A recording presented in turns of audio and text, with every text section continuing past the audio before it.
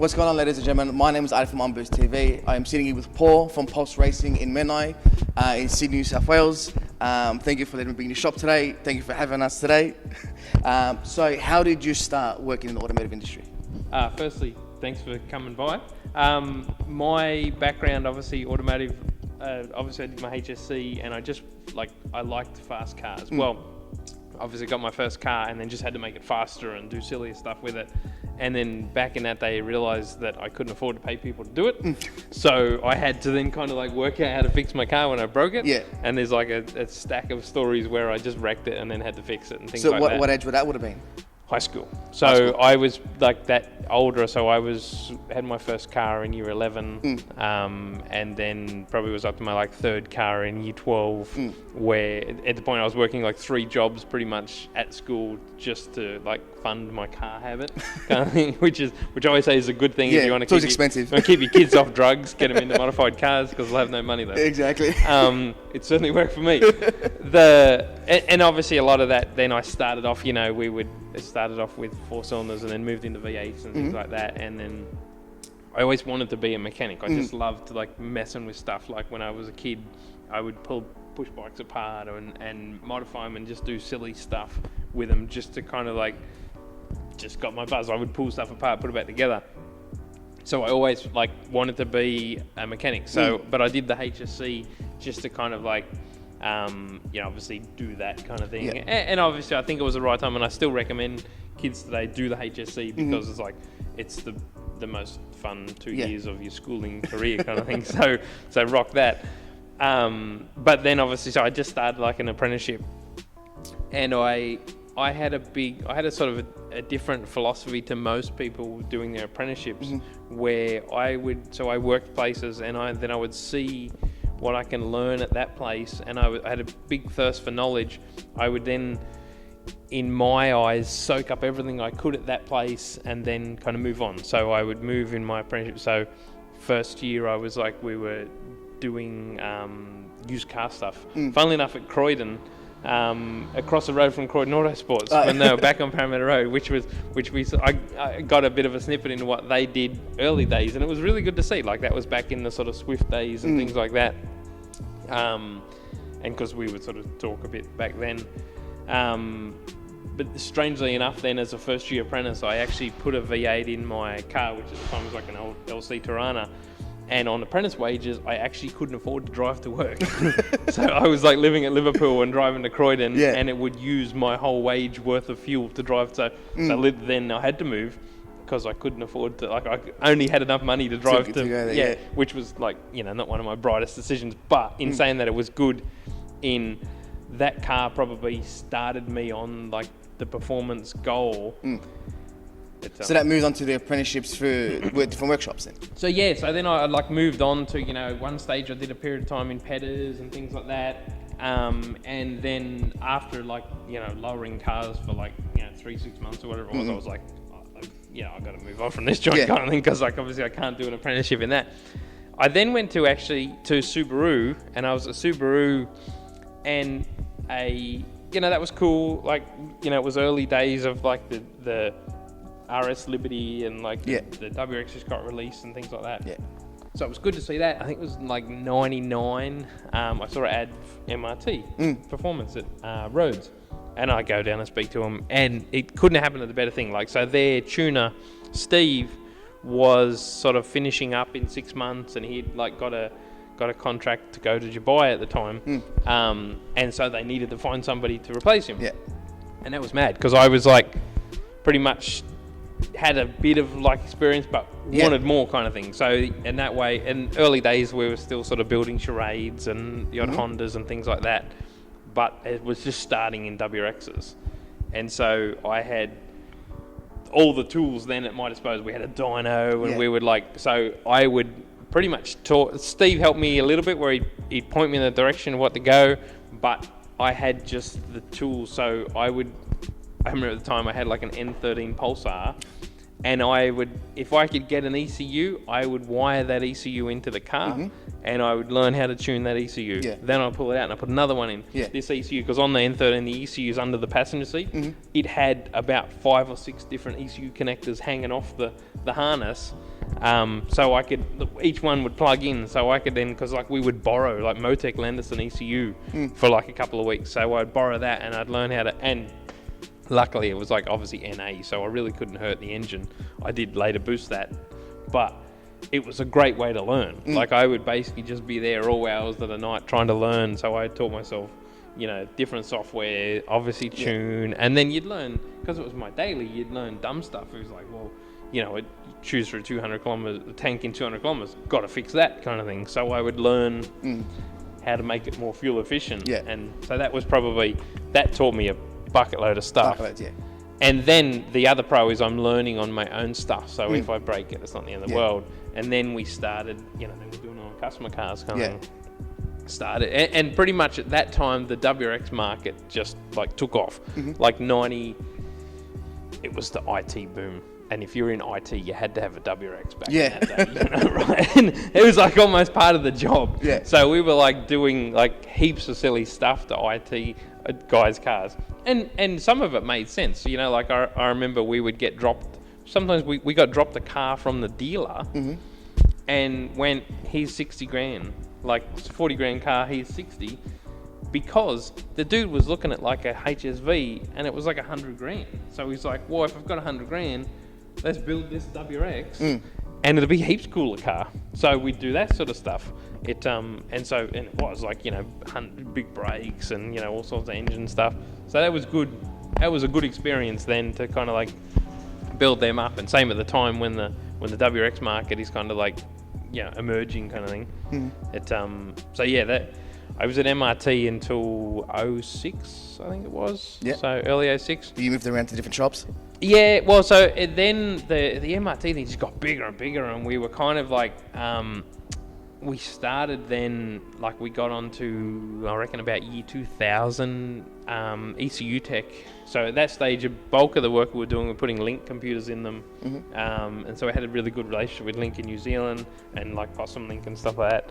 Then we got onto like the factory computer stuff, which is where it really blew my mind. So say about 2000-ish, I went over to the UK and basically they taught me how to tune the factory computer, which in that days it was old hexadecimal stuff kind of thing. So from like a mechanic, it was like, what the hell is this stuff?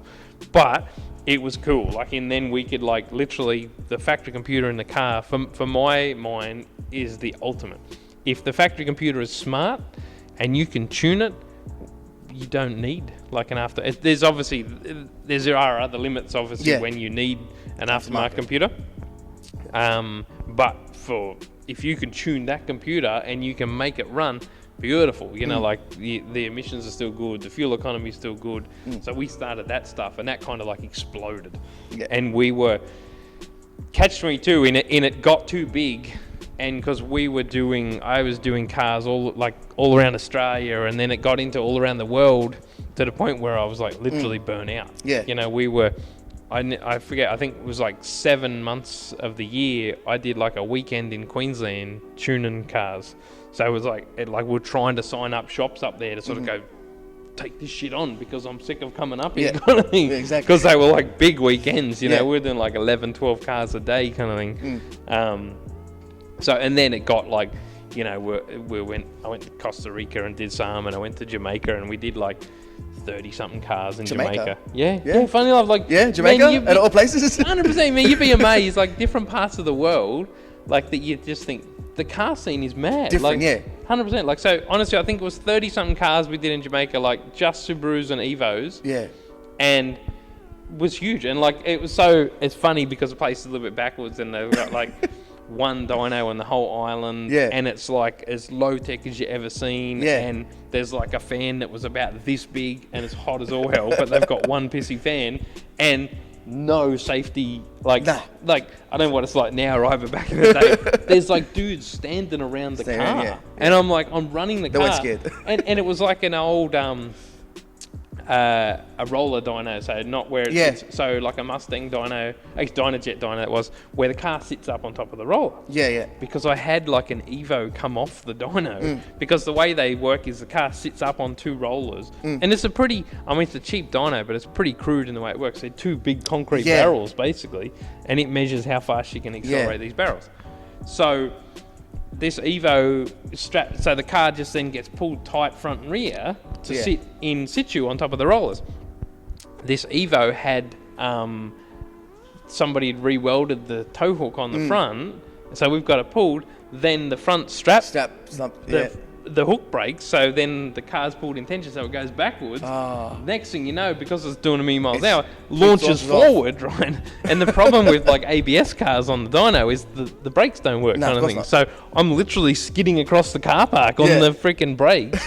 Dudes are jumping out of the way, and I'm like, see, That's what happens, like, exactly. let's not stand here. Kind of thing. After that, they kind of stood off to the side. But yeah, I was like, this is not cool. You can't stand around cars on the dyno, where they was like, what's this guy talking about? So then literally I was like just burnt out from traveling kind of thing, and I'm like, I just need a break. So then I started talking to Pete at Advan, who at that time was at Silverwater, and just for something different, start doing GDRs and things like that. So then I go to work for Pete, and like literally within 2 weeks of being at Pete, I get a phone call from like a friend of mine in the US, who I'd made contacts with through ECU Tech, and he said, hey, listen, these guys are looking for a tuner. Are you interested? And I'm like, oh, that's interesting. We're going to have a talk. So then pretty much, so I talked to the guy, and he's pretty much like, dude, plane tickets coming your way.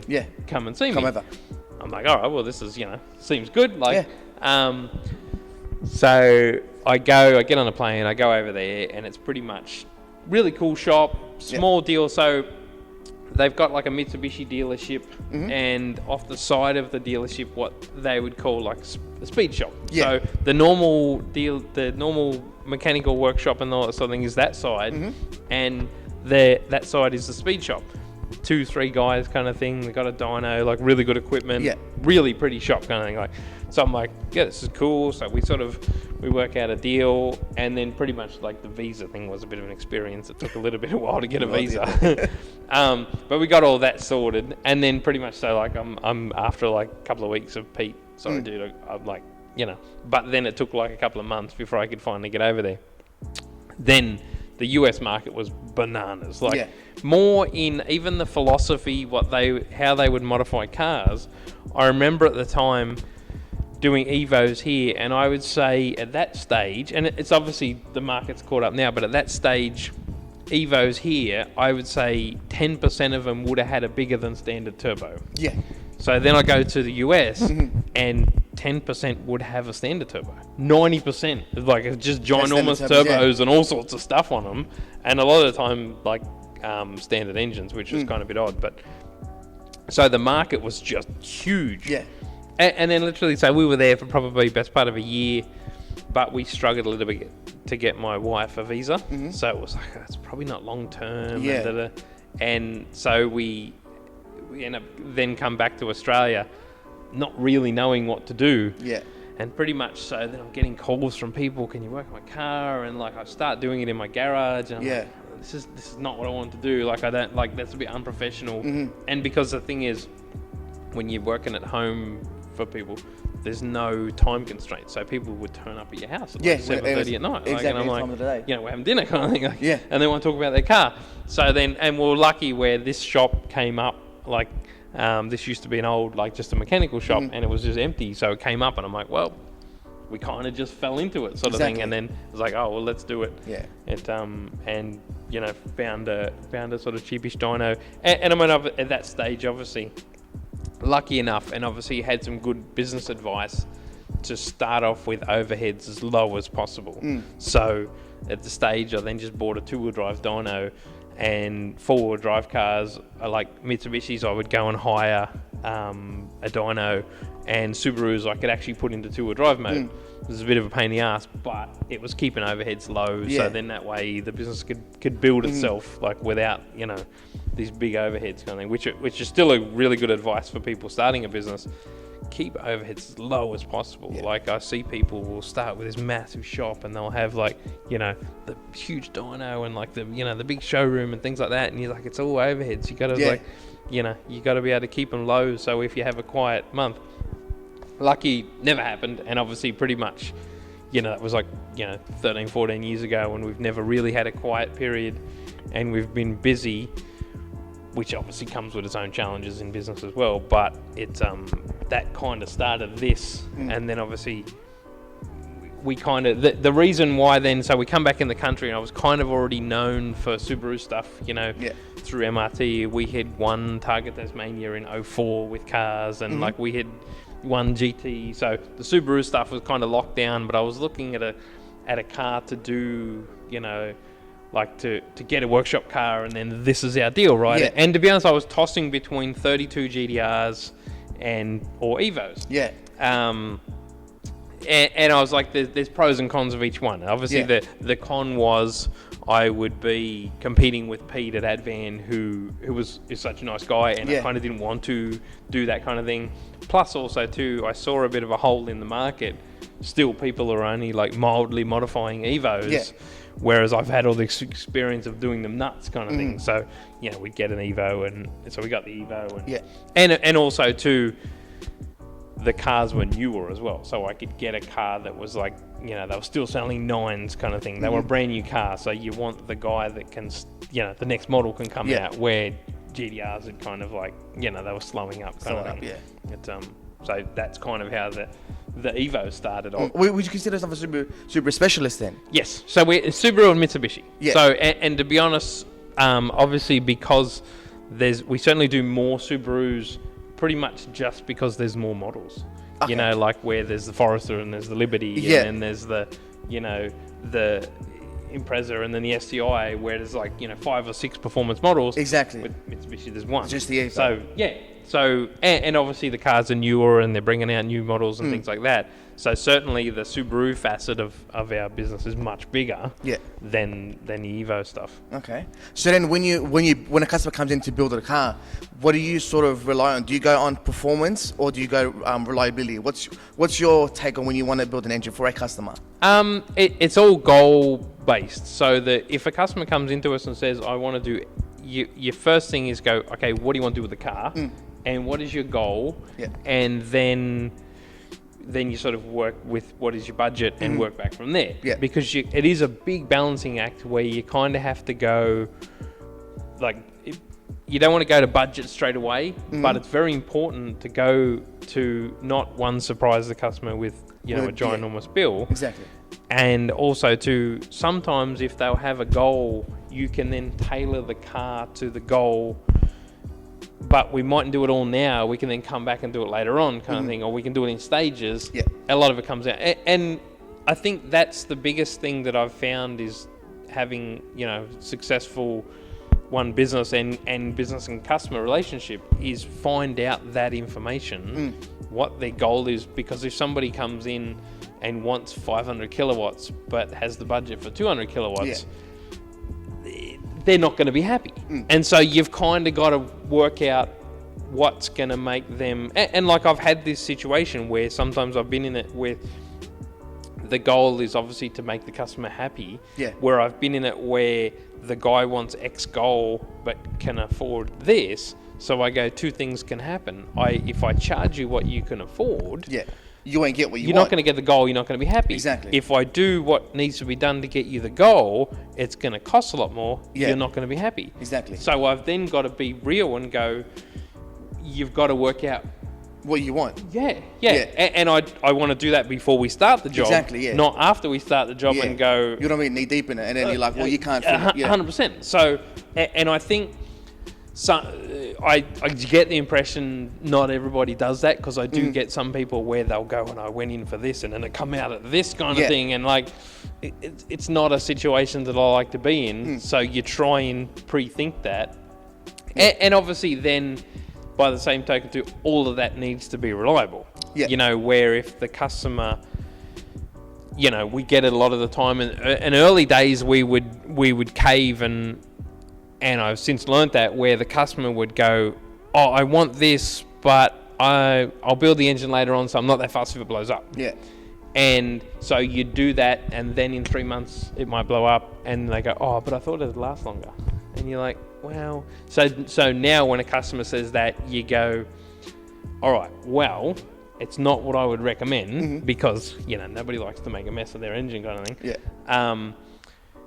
You have to understand that if I do that, and if it blows up on the dyno, you had to expect it. Yeah. And every day after that where it doesn't is a good day.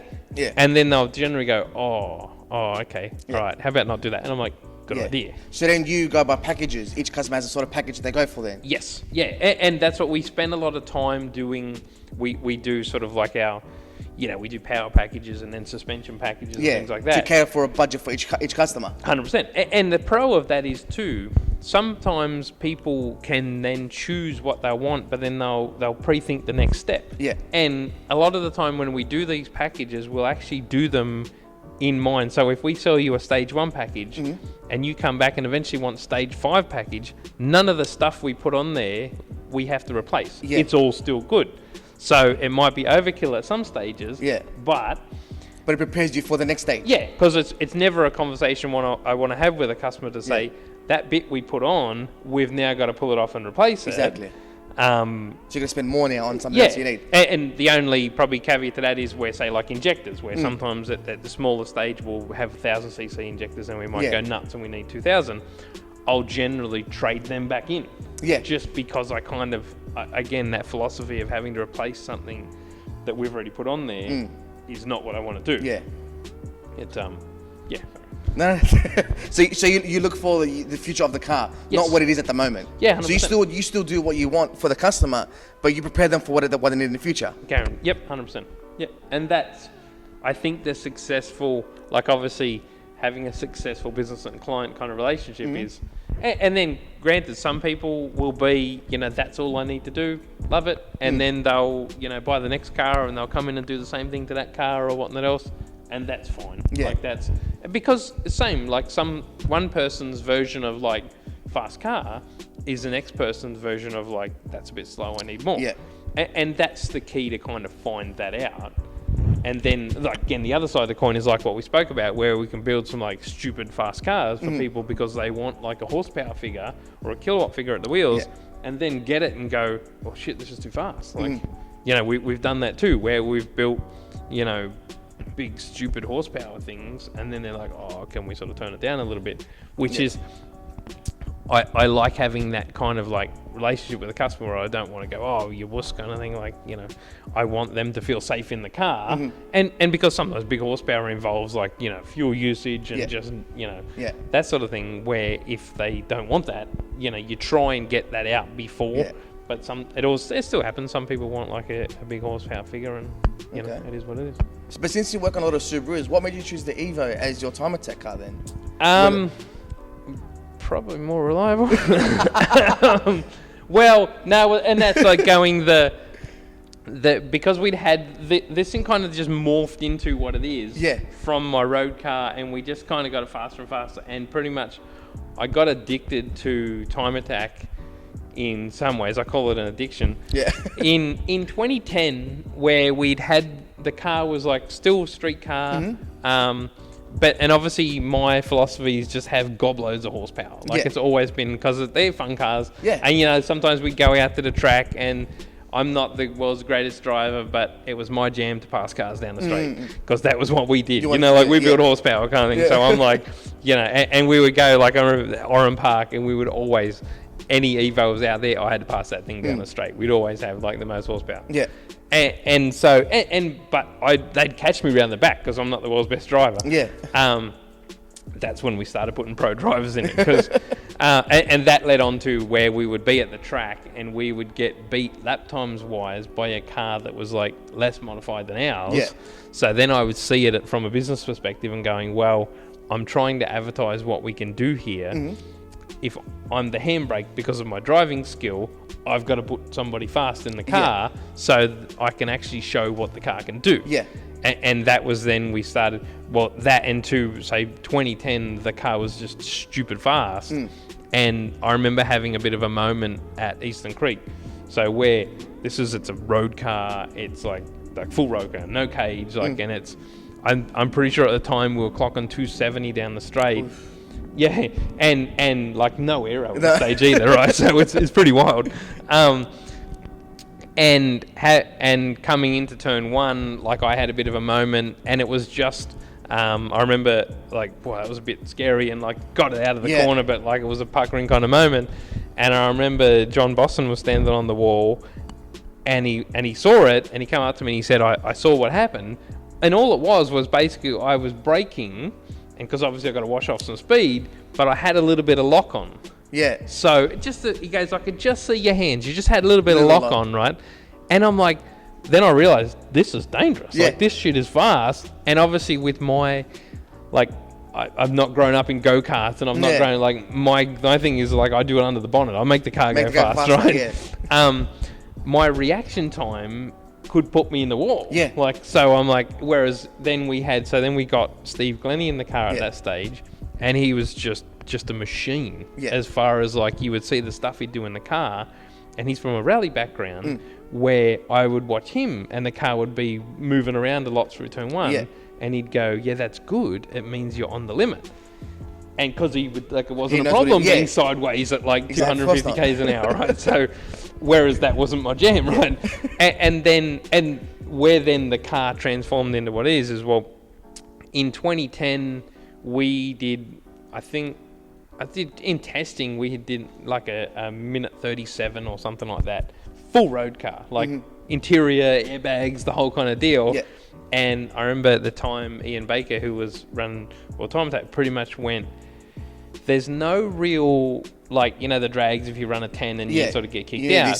There's no real rules at circuit. Okay. But if you do that at an event, they're going to kick you out. Okay. Like, because it's unsafe. Yeah, it's unsafe, yeah. And I'm like, okay. And he said, so pretty much if you do it when it counts. Yeah, exactly. And then, because that's all you're getting. And I'm like, oh, this is... Then I sort of went away and thought about it, and like we were a couple of months out from the event, and I thought it's one thing if I drive the car and I crash the car, and because I was like cheap and didn't put a cage in it, it's on me. Yeah. But I'm putting drivers in the car. Someone else in the car. Exactly. Anything can happen. A tire can blow or whatnot else. And if a driver gets hurt, then it's on you. It's on me, right? Yeah. And that doesn't sort of sleep well with me. So I'm like, all right. So we got to then put a cage in it, and then pretty much that's when the car... Then start a phone going ball out. Yeah, pretty much. Yeah. And that's when you like, and then we just start taking a whole sorts of stuff. Yeah, yeah. Like the car, like, and then there was pretty much...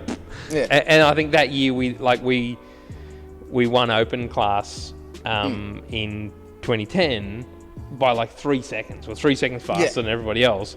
And then pretty much I remember at the event where then Baker came up to us and said, you can't run this in open class next year. Okay. You got to go pro class, kind of. Oh, okay, yeah. Which, again, there were no real rules, but it was kind of like, yeah, that's cool. Like, that was my natural progression for the car anyway. Like, I was like, it's got to go faster. And there's a faster category, so we got to be in that one, kind of thing.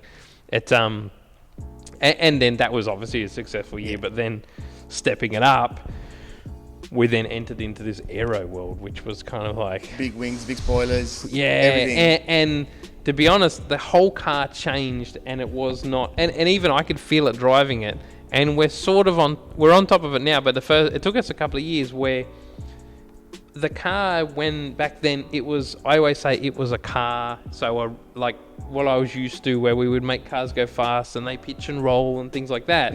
Then once aero gets into it, it's more of a formula car kind of deal. Yeah. So setup aimed around like, you know, toe out where it'll make the car turn and things like that doesn't work. It would just destroy tires. Like we went testing and literally destroyed tires in 2 laps. Like literally guts hanging out of them kind of thing. And you're like, okay, we got setup problems. And so the setup that I'd been so used to setting up, you know, road cars, all out the window. So it was a complete new learning experience for us to then set up this thing, and that changed all the suspension geometry and everything to try and make it a race car, I guess. you know, even though like, you know, you would have called it a race car up until then, it just wasn't. Like it's like completely different to anything I was used to. So that took a little bit to get our heads around. And then then we got into the deficiency of aero. And then the sort of time attack changed a little bit in prior. So, you know, 2010, 2011, we would have customers and they'd see us and they'd go, that's mad. And, you know, customers would go, build me that kind of thing, right? As soon as we got big wings and it got that sort of thing, nobody wants that. No. Right? so then it was a shame because, and that's where we sort of slowed up in that a little bit because that's not our customer. Like obviously the image of this is our advertising kind of thing. So it's to show what we can do and things like that. But we don't make carbon bits and we don't, and I don't plan to make carbon bits. So then it pretty much got into, you know, what am I doing this for kind of thing. And also too, the car is like stupid fast. Yeah. I drive, it scares the shit out of me. Yeah. Exactly. Why do I need to make it faster kind of thing? Exactly. So it kind of like we then throttled back on the sort of development of the car and started changing like the events that we do with it. And obviously we'd still do World Time Attack, but it was the Time Attack in itself exploded, as in like, you know, we've got multi-million-dollar cars being made and things like that, where, you know, again, we're working on cars, we're not mining gold nuggets, so we kind of like can't put that much money into the car. And there's no real return on the business for it anyway. So it wasn't really a, you know, viable option to just go bananas with aero and stuff like that, because it's not going to get us any more customers. So it's a 2.2. So basically this is kind of the culmination of our like of our efforts kind of thing, and just to make it super reliable, where it's, so at the moment this engine's probably 3 years old kind of thing. It's a 2.2, nothing overly flash, like it's a long rod revving kind of combo. Nice head, nice cam, just beat on it all day long kind of thing, like, you know, where we rev it up to $9,500 kind of thing. The power band's actually pretty good. One of the biggest things is when we went from H pattern box to sequential box, that the H pattern box was kind of not our limitation, but well, it was our limitation because we broke it a fair bit, which was annoying. Like, and we would like twist input shafts and do stupid shit, which is just annoying. But with it, you couldn't run any bigger turbo because you narrow your power band down, and so then if you pull gears and you're not on boost, then the car's not any faster. So, but yet in the sequential box and with all the flat shifting setup, we have the drop off between gears is 1600 revs. And I mean, you've been in it. It's I've been in it. That was fast. and it's pretty much just that drop off. So then the pro of that is you can actually then run a bigger turbo. Because it doesn't matter, you know, if it will always be in power band. Exactly. So that was cool. Then we could actually then go bigger turbo and make more grunt. And then through then refining that, we then kind of widened the torque band anyway. So the torque band at the moment now is probably from 5.5 to 9.5, which 5.5 sounds lazy, but then if you've got like a full 4,000 RPM, you can pull the gear at like, you know, 6.5 or 9.5, and the car is still rocking down the road. It's so that's kind of like how we've gotten to this, and obviously then sort of at the point where for circuit stuff, it's plenty. Like we run Oz Time Attack the other day, and it's actually got too much for, well, if we put new tires on it every time, it's great. But that's sort of the catch with this. The tires are really good for 1 tops 2 laps. And then we had a new driver in the car. So young Trent, he's not driven the car before, so I kind of wanted to ease him into the car kind of thing, because it's a bit of an interesting experience, and it's still wheel spins up to like 120 k's an hour. I kind of started him off at lower grunt, but then as we were turning it up, the tires were shot, so I only took the 1 set of tires, which was, you know, a fail. I probably should have taken more. But anyway, like, and it was still fairly successful. Like, we come second in pro class, and third overall. The bugger with it is we were like on track, so the winning time was like a 57.5. We were actually on track for that, and then we got like a car that was still doing a warm-up lap and got balked. and like pretty much had to almost stop and drive around him, and then still did a 58.4 on that lap.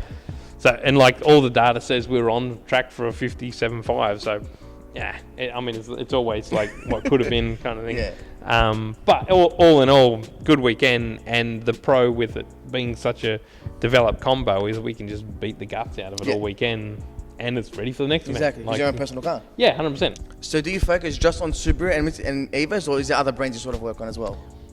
Our core business is Subaru and Mitsubishi, but we do then shift into other things. Like, so sometimes it'll be, a customer, like a good customer then buys like an Audi RS4 or something like that, or his wife's car is a Mercedes, or in sometimes like my tow vehicle is this diesel, can you do it? And we do shift into sort of minor things and that sort of thing, but it's not our core, and we'll certainly not go very far into it kind of thing, where sometimes where it gets to a point where, if we do customers Commodore and kind of thing, and then it gets like explosive or something, they want to go nuts, then I sort of want to go, listen, we're probably not the right, go and see Sam's or something like that. Somebody else that does, what we do for Subarus, they do for Commodores, or, they do for Mazdas or something like that. Mainly aimed around trying to serve the customer best kind of thing.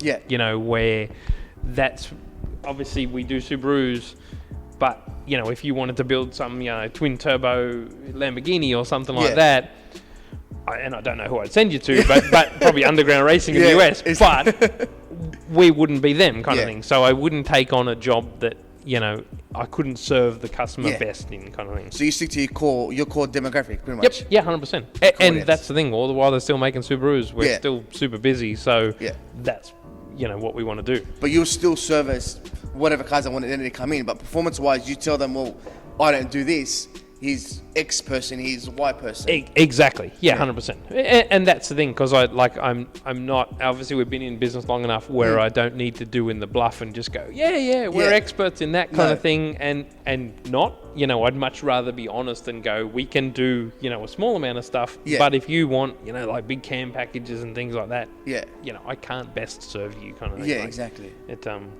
So, and I think customers appreciate that kind of thing. Well, you're being real with them. You're not sort of going around in circles trying to say this and that. You're telling them, look, this is not what I do. Yeah, 100%. And that's the thing. I don't have any like other affiliations with workshops. It's only I would see, some people will tell me like somebody comes in with a Commodore or something like that, or just in passing, did it. And, Sam's did it. It's great. You hear enough of that and you go, sweet, I'll send you to Sam's. Yeah, exactly. Like, customers are happy, and that's what I want the customer to be, happy with the experience, not just some dude that started up last week and is like, having a crack kind of thing. You want to send them to somebody who's an expert in that field. Yeah, true. So, which I think is probably, and to be honest, we do get a lot of referrals from other shops and things like that. Same because they deal. know your work. Yeah, 100%. So like, obviously same deal where you want to send somebody to somebody where they come back and then go, oh man, why'd you send me to that guy? Or like kind of thing, Which, and obviously I think that's just a comfort of being in business and being confident in what, seeing what the customer's needs are and not trying to be everything to everybody. Yeah. So then who helps you maintain the craziness of the workshop? So without a doubt, the craziness of the workshop wouldn't be at all solved without the help of my wife, Jill. She's basically, her background is business management and things like that. So we've been really lucky where, the yin and the yang is obviously, I'm the sort of, on hands in the workshop side of it, and obviously the staff management and things like that, and she's the office and making sure that all the expenses are paid, and obviously that the business is running efficiently and things like that. Without a doubt,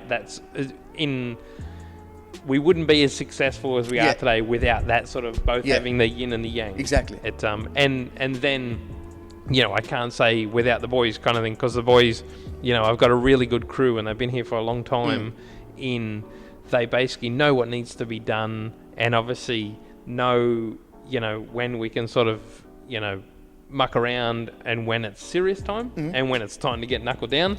And so it's really good having a crew that then understands that. And sometimes like even at like we might be in an event and I'll be like, okay, that's all right. We can't. Oh no, let's fix it. Let's go. Exactly. Kind of thing. And I'm like, get it done. That's mad. So I can see that now in them when that no give up kind of attitude, which is awesome. And obviously that's having a crew like that is one, fun, and obviously it's very rewarding to actually then, you know, I try and do stuff so then, you know, when we go to an event, we all go and we all stay in a hotel, and you know, we'll all, you know, go out to dinner. And it's my theory, if you come away with us, you know, you don't put your hand in your pocket, so I buy you lunch, dinner, drinks kind of thing, like it's as a thank you kind of thing to, like, you know, let's do this kind of thing. Well, the crew runs the workshop anyway. Without a crew, you pretty much be working by yourself 24/7, and you'd have no time for yourself. Yes, exactly. And that's the thing, like running a business is so all encompassing that you need a crew to actually run efficient. And obviously, I can't sort of thank them enough. And that's like awards nights the other night kind of thing, is sometimes like it's a really good thank you for them to sort of, you know, be on stage and just go, you know, and like I'll be like, you guys rock kind of thing. Exactly, because if you acknowledge your crew, they work better for you. They trust you more. They do more for you because they know, well, my boss has my back. Yep, you know 100%. And I always say, and I do say like this, I say, I don't do anything in the business. We do things exactly. in the We business. do exactly. Yeah. Everything that we'll do is what we do kind of thing, because I want to, like, it's the same. It's a whole, you know, the wheel and the gear kind of deal. Exactly. It's all got to happen. You have to give back. Without them, you know, no shop will be anything with any company. Yeah, 100%. Microsoft, Bill Gates couldn't do it by himself. He needed people to do things for him. Exactly. So without workers, you can't sort of go the shop to what you want. Yep. Yeah, 100%. And that's the thing. Like, again, we treat our crew as family as well. Yeah. You know, like, you know, just the little things, like every birthday we've got to get them a cake and we've got to like celebrate, and like, you know, I'll sing happy birthday and like exactly keep the lively crew happy. Yeah, 100%. And to be honest, I like affect them with my jokes and stuff like that. They all like roll their eyes, but yeah, it's good fun. Yeah, like again, what I was saying earlier, you got to have humor in it, kind of thing, like as well. And I'm a big believer in that. I work in this workshop every day, so if the mood is down, I'm in it too. I don't want that. Like I want like a mood where, and that reflects, the customers pick that up when they even they ring or they come in. You pick the mood. Like if the place is having fun, then it's like you know, it's a good place to be. Exactly. People leave work because the atmosphere wasn't the best. It's not the work entirely. No, it's the atmosphere of where you are. Isn't sort of what they want. Yeah, 100%. And that's the thing, isn't it? You like in work, you spend more waking hours in the day at work than you do at your home and with your family. Pretty much. It's got to be fun, and it's got to fulfill you, and it's got to be enjoyable. We spend 8-9 hours, maybe 10 hours. So you've taken up the day being here at the workshop. Yep. Yeah, so you see these people, guys. You see the guys every single day. Yep. They need to be happy with each other. You need to create a sort of melds together. Yep, 100%. And I've seen that. I've worked at places, you know, back in the day where it's just not enjoyable. Yeah. And you know, you pull up in your car at the start of the morning, you've got to get out of the car and go to work. Like, yeah, I know, and exactly. it's just not a good feeling. And so I used a lot of my experience as an employee in different places to go, this is what I want to achieve when I'm the boss. Yeah. I've seen where it can go. So, you know, you learn and you just go, I don't want that environment. You know, I want basically a team, not a us and them kind of deal. So is there anything else in the automotive industry you want to achieve? Most definitely. Like I'm the hugest fan of like new technology in when, and again, still based around that sort of Subaru Mitsubishi deal. But when new stuff comes out, like, and it mightn't seem a big thing to people, but like direct injection, I'm like, this is the future. You know, this makes cars obviously efficient, but it's stuff we're going to have to deal with. We have to, work out how it works, because then we've got to modify it. So obviously we've got to modify it for, and that's why like when the new WRX come out with direct injection, got to buy one of them, got to work it out. In some facets, it's not the greatest business thing, because most people, even now, that are modifying, you know, Subarus, will buy the EJ because it's just cheaper and easier to modify, kind of thing. But in the future, they're all going to be direct injection, so got to get on top of it. And same why the 86 stuff works is because we got on top of it and worked out how it works. And I'm the hugest fan of stuff that's going to come. Like, if you've ever been in a Tesla and you've been in like a launch in like ludicrous plus mode, holy shit, it is insane. Too much. Like, I got in, I'm like, man, that is phenomenal. And I don't go as in, I want a Tesla. I want that in that. Exactly. Like, I Instant go, talk. like traction control that is like inconceivable that Yeah. this soccer mum truck is just getting out of there. Yeah. I'm like, we want need it. that shit. Like, you know, to the when they say like the new Evo 10 might come out. The Evo 11, whether it's like that it might have like electric motors or Yeah. something like that. And I'm like, huh? Like, I need it. hard. Like, I'm like, get on that kind of thing. Like, to the point where I can't wait. Yeah. So, who knows if that's going to be like 3 years, 5 years, or whatnot Yeah. else. But when they have electric motors, You want I it. don't know anything about electric motors, but I'll know. Like, Yeah. as soon as they start coming out in cars, I'm on that shit. Like, You need it now. yeah, I'm not about to rush out and buy a Prius. No, of course but not. like, you got to look at like the extremities of like the McLaren P1 that has a petrol engine, or the Koenigsegg has petrol engine, electric engines, like, or even like electric turbos and stuff like that. Yeah. Man, that's the future. Like, and that will trickle down to, you know, these Subarus and Mitsubishis and stuff, and I'm so pumped for that sort of deal. I'm like, I'm not even like joking, like, and to be honest, you just have to go for like a run in a Tesla and just go, this shit is the future. Yeah. It is insane. But the negatives of the Tesla is like, you know, the range anxiety, Exactly, running yeah. out of battery and shit like that, and that would be enough to drive me nuts, kind of thing. And I think in Australia, the infrastructure is not there with the charging stations and stuff like that. Yeah. So you need an engine as well. And because that's the thing, I would be sad if, like, you know, the new Evos come out with no engines, which I don't think they would. But, you know, the engine and electric motor would be, Sweet. I'll have one of them. Like, so whoever comes out with one, I'm on it. on Kind of, yeah. So, yeah, that sort of stuff. Like, when you say I'm like so excited about that kind of stuff.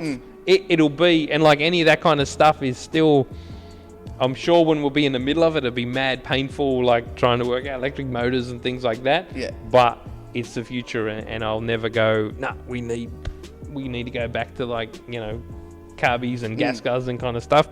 I'm so on to, like, So on to it. as far as I'm concerned, electric motors is the new legal nitrous.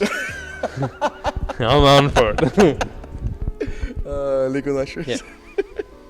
So that's it, ladies and gentlemen. I want to thank Paul for letting me come to the shop. That was another episode of OnBoost TV. I will see you next time. Thank you. Thanks for watching. Sorry, I was going to... No, don't worry about it. Thank you.